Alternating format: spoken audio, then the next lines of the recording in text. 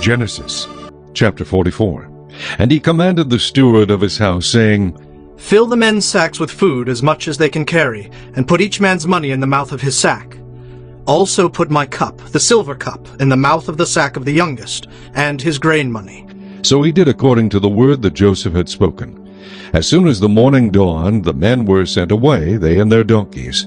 When they had gone out of the city and were not yet far off, Joseph said to his steward, Get up, follow the men, and when you overtake them, say to them, Why have you repaid evil for good? Is not this the one from which my Lord drinks, and with which he indeed practices divination? You have done evil in so doing. So he overtook them, and he spoke to them these same words.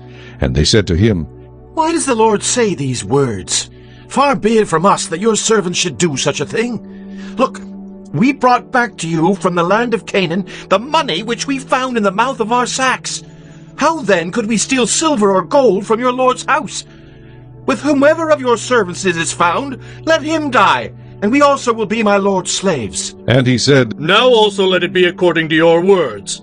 He with whom it is found shall be my slave, and you shall be blameless. Then each man speedily let down his sack to the ground, and each opened his sack. So he searched. He began with the oldest, and left off with the youngest, and the cup was found in Benjamin's sack. Then they tore their clothes, and each man loaded his donkey, and returned to the city. So Judah and his brothers came to Joseph's house, and he was still there, and they fell before him on the ground. And Joseph said to them, What deed is this you have done? Did you not know that such a man as I can certainly practice divination? Then Judah said, What shall we say to my Lord? What shall we speak? Or how shall we clear ourselves? God has found out the iniquity of your servants. Here we are, my Lord's slaves, both we and he also with whom the cup was found. But he said, Far be it from me that I should do so. The man in whose hand the cup was found, he shall be my slave. And as for you, go up in peace to your father. Then Judah came near to him and said, O my Lord, please let your servant speak a word in my Lord's hearing, and do not let your anger burn against your servant, for you are even like Pharaoh. My Lord asked his servant, saying, Have you a father or a brother? And we said to my Lord, We have a father, an old man, and a child of his old age, who is young. His brother is dead, and he alone is left of his mother's children, and his father loves him. Then you said to your servants, Bring him down to me, that I may set my eyes on him. And we said to my Lord, The lad cannot leave his father, for if he should leave his father would die. But you said to your servants, Unless your youngest brother comes down with you, you shall see my face no more. So it was, when we went up to your servant my father, that we told him the words of my Lord. And our father said, Go back and buy us a little food.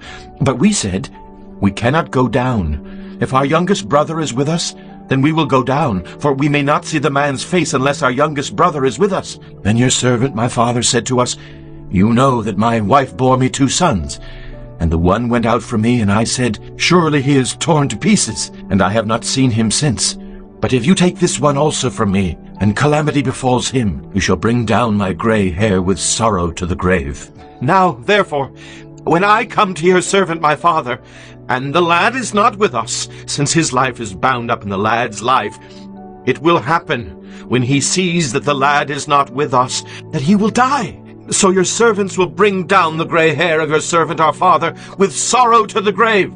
For your servant became surety for the lad to my father, saying, If I do not bring him back to you, then I shall bear the blame before my father forever. Now, therefore, please, let your servant remain instead of the lad as a slave to my lord, and let the lad go up with his brothers. For how shall I go up to my father, if the lad is not with me, lest perhaps I see the evil that would come upon my father?